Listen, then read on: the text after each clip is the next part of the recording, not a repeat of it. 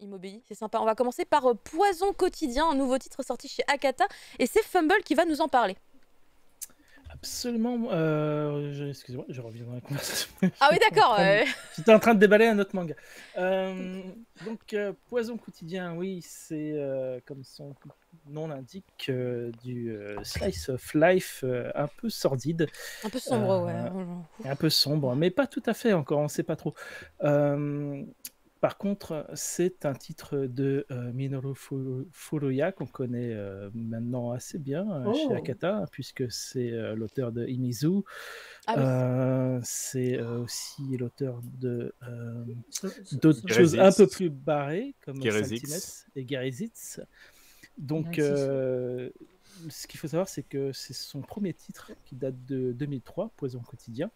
Si je lis la bio sur Manga News, on voit que cet auteur aurait inspiré Inyo Asano et Shuzo Oshimi.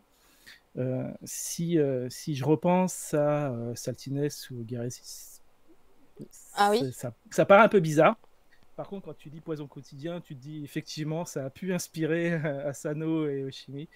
Parce que je trouve qu'on retrouve un petit peu un peu de Oyasumi Punpun dans Poison quotidien et un peu des Fleurs du mal aussi. Enfin, c'est vraiment l'histoire du mal-être de la jeunesse japonaise au quotidien, quoi. Cette espèce de passage à l'âge adulte où tu sais pas trop ce que tu vas devenir et dans quel monde tu vis.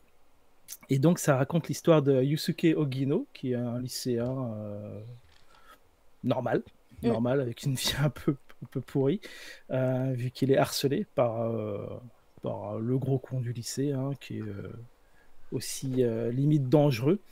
Il est harcelé avec son pote qui s'appelle Takao, qui est un peu l'archétype du perso qu'on va retrouver chez Furuya un peu plus tard. C'est le petit gros à grande gueule, quoi, celui qui gueule tout le temps. Et on le retrouve souvent hein, dans Mizu, dans Saltines, il est toujours là, sous diverses formes.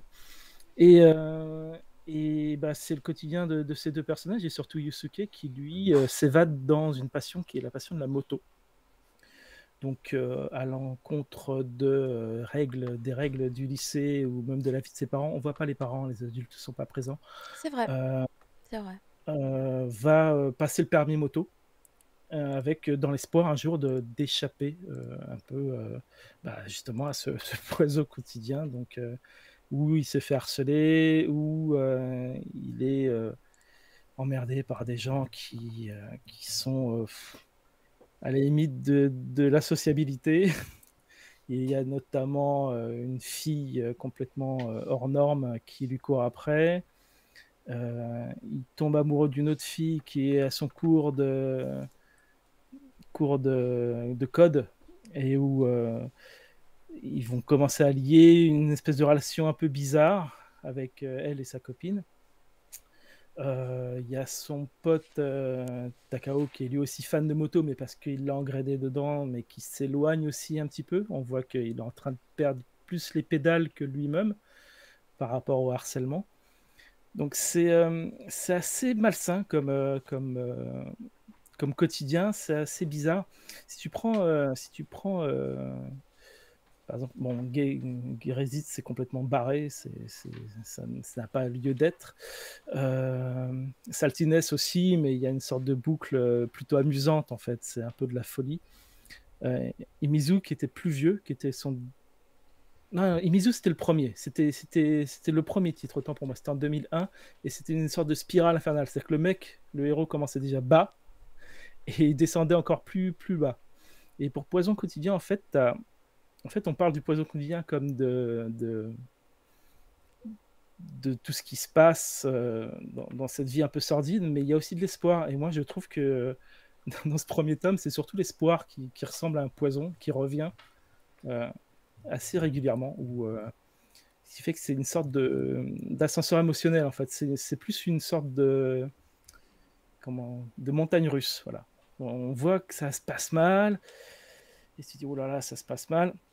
Et puis à un moment, tu fais ah, mais en fait, ça va, sa vie, c'est pas si mal. Et puis après, ça se passe mal. C'est là que je reconnais un petit peu Oyasumi Punpun aussi, où tu fais on te redonne de l'espoir au quotidien et tu fais bon, finalement ça va aller. Et en fait, non, ça va pas si bien. Donc en permanence comme ça, tu as une espèce de montagne russe, tu montes, tu descends et tu sais pas à quel moment ça va changer et ça va plonger en fait. Tu sens qu'à un moment ça va plonger. T'attends que ça explose totalement. Enfin, en tout cas, on s'y attend. On se dit, ah, peut-être qu'à un moment, il va y avoir un pétage de câble ultime. Mais en même temps, c'est pas Asano, c'est pas Chimie. Donc peut-être que ça pourrait bien se passer. Peut-être qu'effectivement, il va avoir son permis et puis il va pouvoir se barrer et se libérer un peu de tout ça, se vider la tête. Mais tu as vraiment en permanence à chaque page, tu dis il va se passer un truc, ça va pas aller, ça va partir en couille, c'est pas possible. Est-ce qu'on sait en combien de tomes c'est? C'est prenant quand même. C'est en 4 tomes normalement. Ah, ça va. Complet, donc en 6, autant pour moi, 6 tomes. Ah, 6 tomes, ok. 6 tomes, donc tu as le temps de développer le personnage et les situations, mais il se passe déjà beaucoup de choses dans le premier tome. Il se passe beaucoup de choses, donc on va voir. Moi, je connais pas la suite. Je sais pas exactement si ça va plonger ou si ça va remonter ou en permanence comme ça pendant 6 tomes. En tout cas, c'est assez prenant et puis c'est du slice of life bien réaliste. Moi, j'aime bien, même si c'est perturbant, mais il y a aussi de l'humour. Enfin, il se passe des choses vachement marrantes, des trucs positifs même dedans. Mais voilà, il y a cette espèce de tension. Tu te demandes quand est-ce que ça va merder, quoi. Est-ce que par hasard tu as le livre avec toi ou pas? Non, je l'ai lu qu'en numérique. En numérique? Alors mince, je voulais le montrer parce qu'en fait finalement il est un peu plus gros que je m'attendais à un format classique. Et en fait il est moi. Ah tu l'as dans... Mais on est d'accord, il est un peu plus grand que les formats classiques de Akata. Hein. Et ça m'avait surprise parce que je m'attendais pas à ça. Non plus, mais oui. Ouais, c'est le format intermédiaire, si on peut l'appeler comme ça. Mais il est un peu plus épais et un peu plus grand, parce que du coup, mine de rien, il y a pas mal de pages hein, aussi. C'est un titre assez chargé aussi par rapport à ça. Et je trouve personnellement que ta description Fumble est très similaire à celle que j'ai aussi au niveau du ressenti, en tout cas sur ce premier volume de Poison quotidien. Donc déjà disponible partout, dans toutes les bonnes librairies.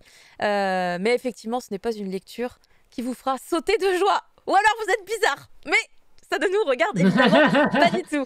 On enchaîne avec un autre univers. J'aime bien la détresse des autres. J'aime quand ils vont mal et qu'ils souffrent. Ok, bien. Exactement pareil. Moi j'aime bien quand c'est comme ça.